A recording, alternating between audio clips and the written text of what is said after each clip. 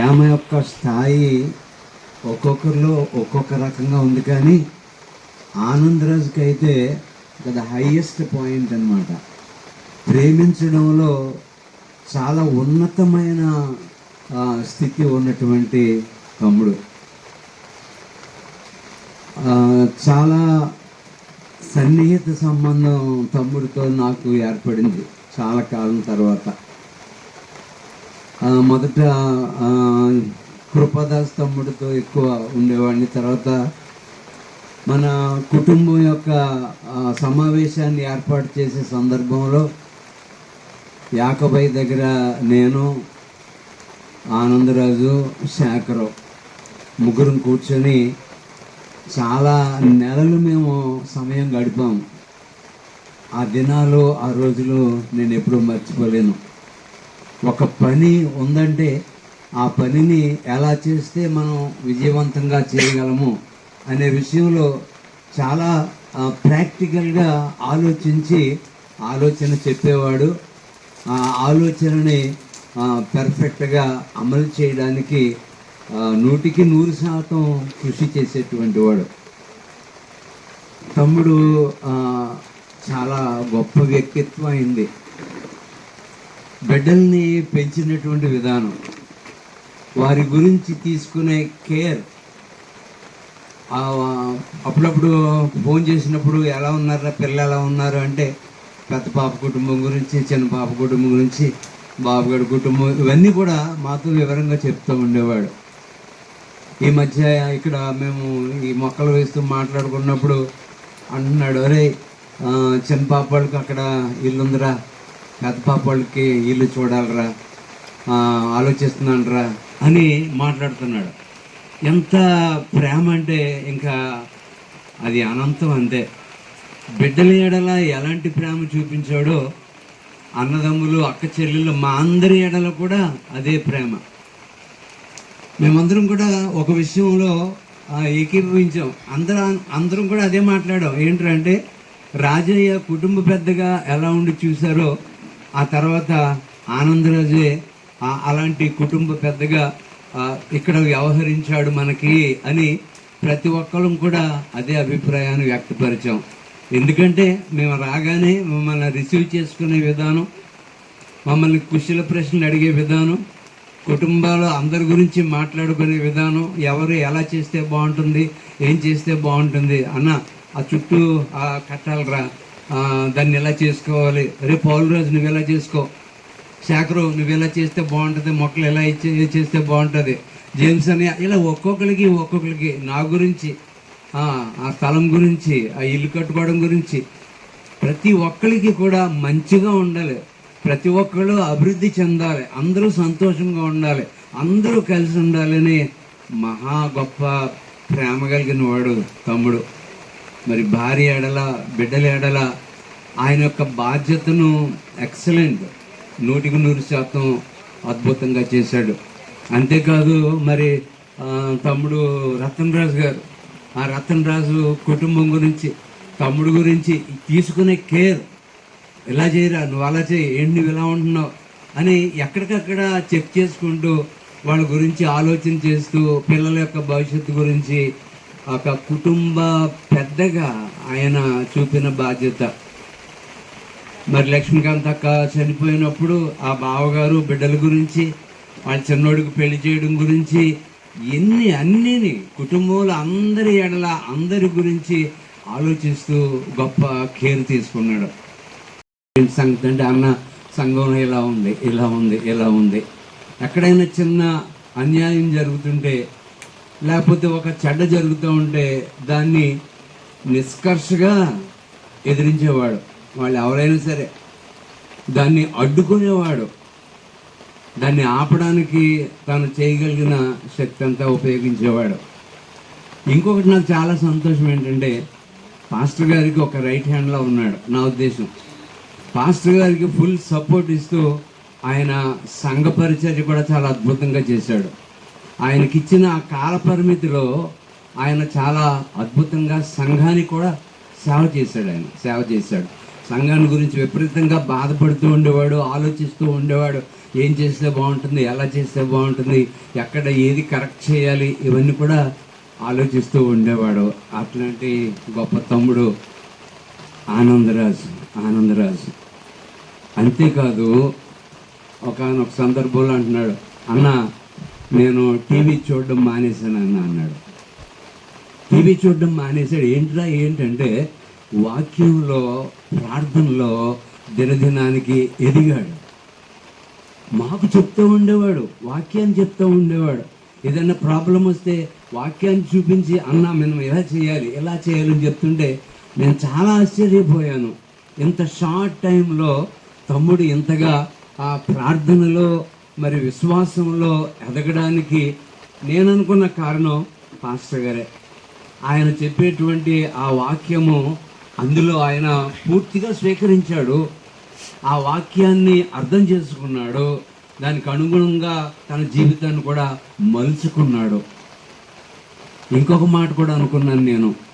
మొన్న last time హాస్పిటల్కి వెళ్ళి చూపించుకొని వచ్చినప్పుడు అడిగాను, ఎరా ఏమన్నారంటే, ఏం చెప్పడు కదా, ఏం లేదన్నా బాగానే ఉంది, మందులు రాసిచ్చారు వాడుతున్నాను అన్నాడు. ఇంత సడన్గా చనిపోవడం నేను చూస్తే నేను అనుకున్నాను, మరి డాక్టర్ గారు ఆయనతో ఏం చెప్పారో తెలియదు, కానీ ఆయన తన మరణానికి సిద్ధపడ్డాడేమో అని అనుకుంటున్నాను నేను. ప్రార్థనాపూర్వకంగా యాక్చువల్గా నేను లాస్ట్ అమ్మ సంవత్సరికానికి వచ్చాను. నేను మీలో చాలామందికి నేను తెలియకపోవచ్చు, నిజంగా అంటే లాస్ట్ సంవత్సరికానికి వచ్చానండి నేను. అప్పటి నుంచి మళ్ళీ రాలేదు మధ్యలో కూడాను. కానీ ఈ ఇల్లు చిన్నానే రెంట్కి ఇచ్చారు. నాకు చిన్నానోళ్ళే, రతనరాజ్ చిన్నాను కానీ ఆ కుటుంబం ప్లస్ ఆనందరాజ్ చిన్నాను ఆయనే చూసుకుంటారు. నేను సంవత్సరం నుంచి కూడా ఇక్కడికి రాలేదు. చిన్నాన్న సంవత్సరం రెంట్ కూడా ప్రతి నెల ఆయన దగ్గర ఉంచి ఏమన్నా ఒకవేళ అవసరతలు ఉంటే బిల్స్ ఏమన్నా పే చేసి ఉంటే ఆయన కరెక్ట్గా అసలు రూపాయి కూడా అసలు ఒక పైసా కూడా అసలు లెక్క తప్పు రాదు. నేను సంవత్సరం నుంచి కూడా అమలుగా ఎప్పుడు వస్తారని లాస్ట్ 6 months నుంచి అంటూనే ఉన్నారు, కానీ మేము రాలేకపోతున్నాము. ఎందుకంటే సేవకులం కదా, ఆయా మీటింగులు బట్టి వస్తామనుకున్నప్పటికీ లాస్ట్ మంత్ కూడా లాస్ట్ 10 days బిఫోరే నేను మాట్లాడితే ఎప్పుడు కనీసం ఒక 40 minutes మాట్లాడతాడు. ఎందుకంటే అన్నీ చెప్తాడు, సర్పెల్ గురించి, అంటే ఇక్కడ ఏం జరుగుతున్నాయి, ఎవరు ఏంటి, ఎవరు పుట్టారు, ఎవరింట్లో ఫంక్షన్స్, ఇవన్నీ ఎవరు ఎక్కడికి వెళ్ళారు, ఇవన్నీ చెప్తారు. పెద్దనాన్నోళ్ళ గురించి కానీ మాకు ఎవరికి తెలియదు. మోస్ట్లీ చాలా మట్టి నాకైతే అసలు బంధువుల్లో చాలా మట్టికి తెలియదు. నేను కూడా మీకు తెలియకపోవచ్చు. నిజంగా మీ అందరి గురించి చెప్తా ఉంటారు చిన్నాన్న, ఇది అమ్ములుగా ఇంట్లో ఇది జరిగింది అలాగా. ఆయనే ఇయర్లో ట్వైస్ వచ్చి వెళ్ళారు హైదరాబాద్. నిజంగా ఇప్పుడు 24th కూడా యాక్చువల్గా రావాలైనా, కానీ దేవుని పిలుపుని బట్టి మరి అలాగా మనం దేన్ని ప్రశ్నించలేము. నిజంగా చెప్పాలంటే మా వారు యాక్చువల్గా రావాలి, ఆయన US వెళ్ళారు, 15 days అవుతుంది. మేడ్చల్లో అసలు పాస్టర్స్ ఎవరు వెళ్ళరు, కానీ ఆయన ఏ భూస్థాపన కూడా మా పాస్టర్ గారికి తెలియకుండా ఎక్కడ భూస్థాపన జరగదు. అలాంటి అతను చాలా బాధపడ్డారు. నిన్న గతం ఇలా జరిగిందంటే అయ్యో ఐ మిస్డ్ ఇట్ అని. నిజంగా అది చాలా లాస్. అంటే బయట ఎవరన్నా అయితే అనుకోవచ్చు, ఇంట్లో వాళ్ళే చనిపోయినప్పుడు అది అంటే వెళ్ళలేని పరిస్థితి. చాలా ఎంతో బాధ అనిపించింది నిజంగానే. నిజంగా నాకు నిన్న జేమ్స్ పెద్దనాన్న నేను కూర్చుని అన్నప్పుడు, పెద్దనాన్న ఇదిగో మరి మీ తమ్ముడు నాకు లెక్క చెప్పుకోకుండా వెళ్ళిపోయాడు అని అన్నప్పుడు పెద్దనాన్న అన్నారు, ఒరే నాకు కూడా కొబ్బరికాయ లెక్క చెప్పాలిరా, నాకు కూడా చెప్పలేదు, ఆడికి వెళ్ళాక అడుగుదాంలే అని అన్నారు పెద్దనాన్న. రియల్లీ రాత్రి మరి ఎందుకు చెప్పమో మరి అలా జరిగింది. మరి మాకు మామి గారు ప్రతి దానిలో కూడా తోడుగా ఉండేవారు.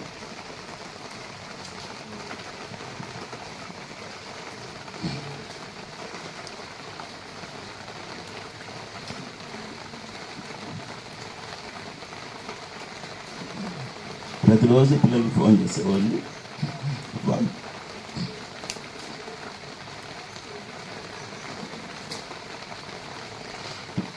పిల్లలు సరిపడి తాతి అని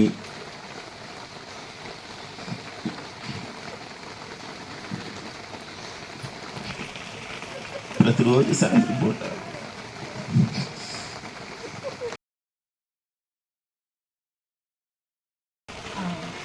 ఆనందరావు గారికి చెల్లెలు అవుతాను. మరి జాకబ్ గారు రిటైర్డ్ జిల్లా జడ్జిగా ఇక్కడ చేసిన జాకబ్ గారికి ప్రతి సంతానండి. చప్పల సామ్యుయల్ క్లుప్తంగానే చెప్పేస్తాను. సామ్యుయల్ గారు, లక్ష్మీకాంతం గారు మా తాతగారు, మా మామగారు. వారి యొక్క 12 మంది సంతానంలో 4వ కుమారుడైనటువంటి ఆనందరావు గారి యొక్క కుమారుడి ఈ ఆనందరాజు. మరియు ఈ మా ఆనందరావు పెద్దనాన్నగారు సరోజనమ్మల యొక్క సంతానంలో మా సైమానాన్ని పెద్దవారు, తర్వాత లక్ష్మీకాంత్ అక్క, ఆ తర్వాత మమ్మల్ని బాగా ప్రేమించినటువంటి ఈ అన్నయ్య. ఈ అన్నయ్య గురించి మీరు అందరూ ఒక్కొక్కరు చెప్పిన దాన్ని బట్టి ఒక బ్రదర్ చెప్పారు, ఒక కుమారుడు రాజు గారు ఒక మాట తెలియజేస్తారు.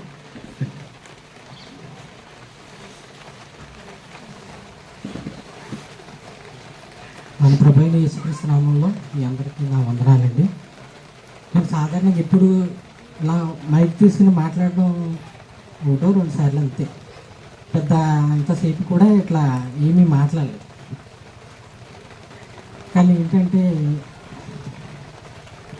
చెప్పవలసిన టైం వచ్చింది కాబట్టి ఇంకా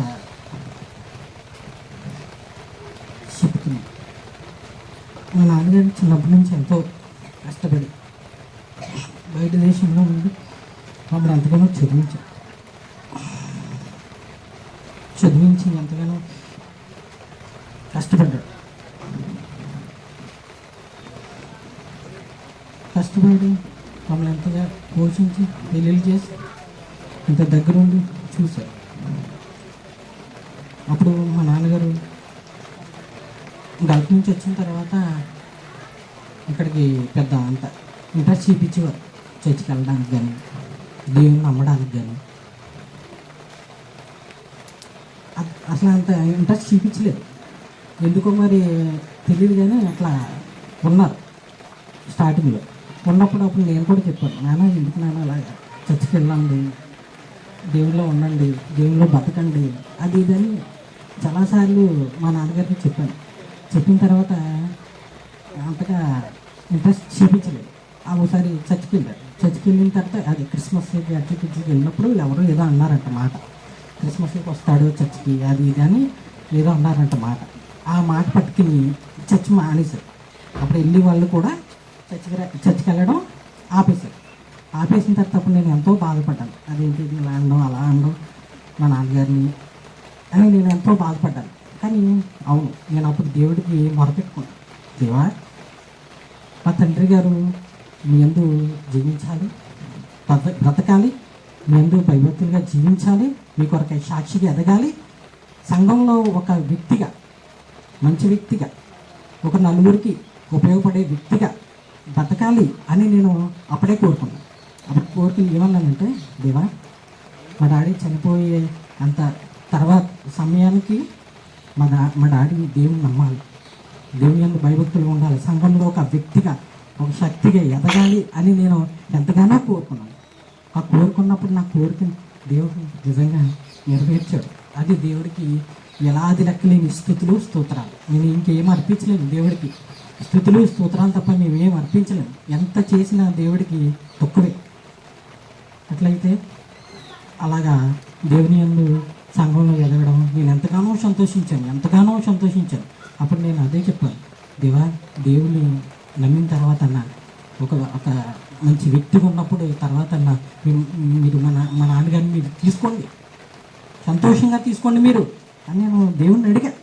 దాని ప్రకారంగానే దేవుడు కూడా ఎంతగానో దేవుని నమ్మి ఒక మంచి వ్యక్తిగా జీవించి దాని ప్రకారంగా చనిపోవడం జరిగింది. అది నేను ఎంతగానో దేవునికి స్తుతులు స్తోత్రాలు చెప్తున్నాను. అలాగే మా నాన్నగారు ఎంతగానో మమ్మల్ని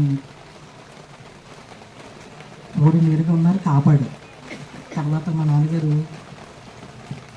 హైదరాబాద్ వచ్చిన తర్వాత హాస్పిటల్కి అని వెళ్ళేవారు. వెళ్ళే టైంలో మా పెద్ద పావు గారు కిషోర్ గారు శాఖ కిషోర్ గారి గురించి నేను చెప్పడానికి నాకు అర్హత లేదు. ఎందుకంటే అతను నేనే కొడుకు, కానీ పెద్ద కొడుకు అతనే, పెద్ద కొడుకు అతనేలాగా అంతలాగా చూసుకున్నారు ప్రతి విషయంలో, ప్రతి చిన్న విషయంలో కానీ పెద్ద విషయంలో కానీ, ఏదైనా హాస్పిటల్ తీసుకెళ్ళడం విషయంలో కానీ, ఏదైనా ఆర్థికంగా కావాలన్నా, ఏదైనా చెయ్యాలన్నా మా బావగారు ఎంతగానో ముందుండి నడిపించారు. మా నాన్నగారు నేను లేకపోయినా, ఒక్కొక్కసారి నేను ఉండకపోయినా, ఒకవేళ నేను గల్ఫ్లో ఉన్నా ఆ టైంలో కూడా ఎంతగానో సహాయం చేశారు. అది ఆర్థికంగా కూడా సహాయం చేశారు. ఎంతగానో నేను ఇంకా చెప్పలేను, అంతలాగా సహాయం చేశారు.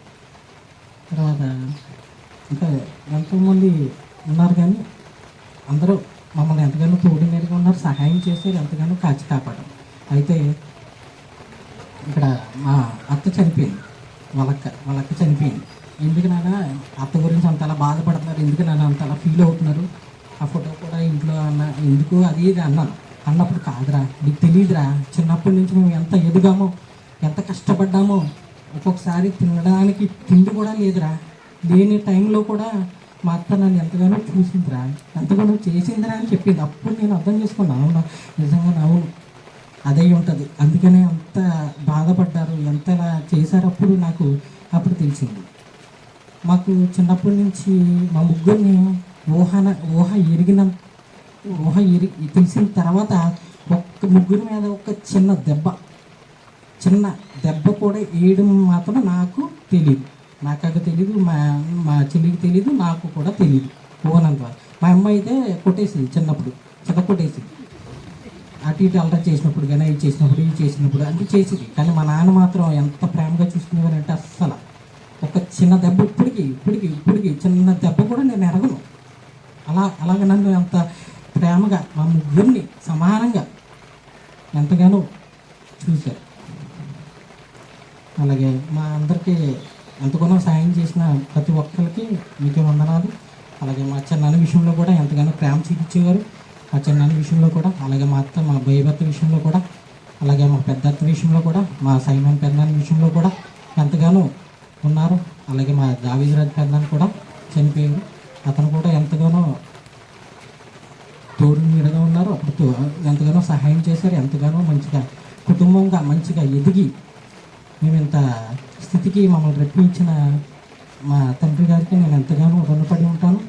అలాగే మా ఈ సమయం ఇచ్చినందుకు పెద్దలందరికీ వందనాలు.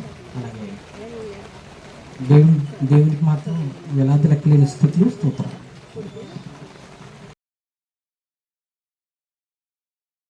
ఇంకొకటి లేదు.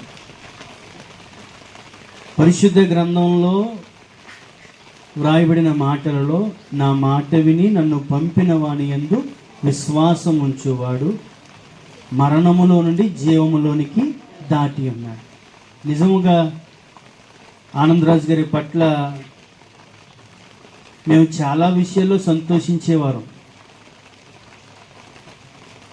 దేవుడు వారికి అనుగ్రహించిన ఆరోగ్యాన్ని బట్టి ఈ 24వ తారీఖున పోయిన ఆదివారం నాతో చెప్పారు ఆయన, 24వ తారీఖున నేను హైదరాబాద్ వెళ్తానండి, మరలా చూపించుకొని 28కి మరలా నేను తిరిగి వచ్చేస్తాను, రిజర్వేషన్ కూడా అయిపోయింది అన్నాను. సరేనండి, చాలా జాగ్రత్తగా వెళ్ళరండి, బలహీనంగా ఉన్నారు, కంగారు పడొద్దు అన్నాను. బుధవారం మా ఇంటికి కొబ్బరి బొండలు తీసుకొచ్చారు ఆయన, కొబ్బరి తోటలో దింపు తీసింది, తర్వాత బొండలు తీసుకొచ్చి ఇంటికి ఇచ్చారు.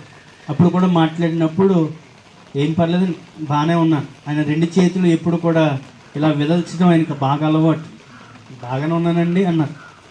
అదే రోజు సాయంత్రం యేసుబాబు గారి ఇంట్లో కలిసి భోజనం చేస్తున్నప్పుడు చాలా విషయాలు మాట్లాడారు. నేను, శేఖర్ మాస్టర్ గారు, ఆ తర్వాత ఆనందరాజు గారు మాట్లాడుతున్నప్పుడు ఆయన ఎప్పుడూ చెప్పే మాట, ధైర్యంగా ఉండండి, ఏం కాదు, మేము ఉన్నాం కదా వెనకాల చూసుకోవటానికి. అతిశయం కాదు, కానీ ఆయన ఎప్పుడు మాట్లాడినా నేను చెప్పిన వాక్యం గురించి మాట్లాడేవాడు నాతో. ఆయన అది తల్లిగారు దైవ కృపమణి గారికి కూడా తెలుసు. అంటే ఒక వ్యక్తి దేవుణ్ణి ప్రేమించటం మొదలు పెడితే తనతో పాటు ఉన్న వారిని అందరినీ కూడా ప్రేమిస్తాడనటానికి ఇది ఒక చక్కటి ఉదాహరణ. దేవుణ్ణి ప్రేమించటం మొదలుపెట్టారు, సేవకుల్ని ప్రేమించడం మొదలుపెట్టారు, ఇంటి వారిని ప్రేమించటం, వారి తల్లిదండ్రుల దగ్గర నుండి వస్తున్న ఆ ప్రేమను తన భుజాల మీద వేసుకొని గత సంవత్సరం అందరికీ వందనాలు. వచ్చిన వారందరికీ కూడా విందు ఏర్పాటు చేయడం జరిగింది. దయతో గమనించి ఇక్కడ కొంచెం సర్దుబాటు చేసుకుంటే నా బండి అయిన తర్వాత ఆయన బండి కూడా వస్తాడు. ఆయన వచ్చిన తర్వాత చూసేంత వరకు 2 చేతులు ఇలా నమస్కారం చెప్పే వరకు ఉన్నాడు. ఆయన ఇలా చూసి మీరు వచ్చిన సమయం గమనించాను, దయచేసి కూర్చోవచ్చు. 2 చేతులు ఎత్తి నమస్కారం పెట్టి ఒక కృపను దేవుని ద్వారా పొందుకున్న వ్యక్తి. వాక్యం మీరు వినుంటారు కానీ, చాలాసార్లు వినుంటారు కానీ, ఒక మంచి విషయం గురించి చెబుతున్న మాటలు మీరు చాలా జాగ్రత్తగా విన్నారు. రోజు చేసే భోజనాలే, రోజు చేసే కార్యక్రమాలే, కానీ ఇటువంటి సమయం మళ్ళీ దొరకదు. కొంచెం ఓపిక పడితే మనం దేవుని సన్నిధిలో ఉండగలిగిన విషయాన్ని గమనించగలిగిన వారమే ఉంటాం. కాబట్టి 2 చేతులు ఎత్తి నమస్కారం, పెద్దవారైనా చిన్నవారైనా 2 చేతులు పెట్టి ఎత్తి నమస్కారం చేయగలిగిన వ్యక్తి ఆయన. గత ఆదివారం, ఈ ఆదివారం చెప్తున్నారు సాధు సుందర్ సింగ్ గారు, గమిడి సాధు సుందర్ సింగ్ గారు వచ్చి చెప్తున్నారు, గత ఆదివారం మీరు ఏదో పనులు ఉన్నారండి, మీరు ఆయన పట్టించుకోలేదు, 2 సార్లు నమస్కారం పెట్టాడు ఆయన అంటే అయ్యో అన్నాను నేను. అంటే మరలా చివరికి వచ్చి ప్రార్థన చేయించుకొని నేను హాస్పిటల్కి వెళతానని చెప్పిన వ్యక్తి ఈ దినాన మనది మంచిగా లేకపోవటం చాలా బాధాకరమైన సంఘటన. కానీ ఒక దినమున మనం పరలోక రాజ్యంలో వారిని చూస్తామన్న విశ్వాసం, నిరీక్షణతో జీవించాలి. మీ నాన్నగారు భౌతికంగా మీ మధ్యన లేకపోతే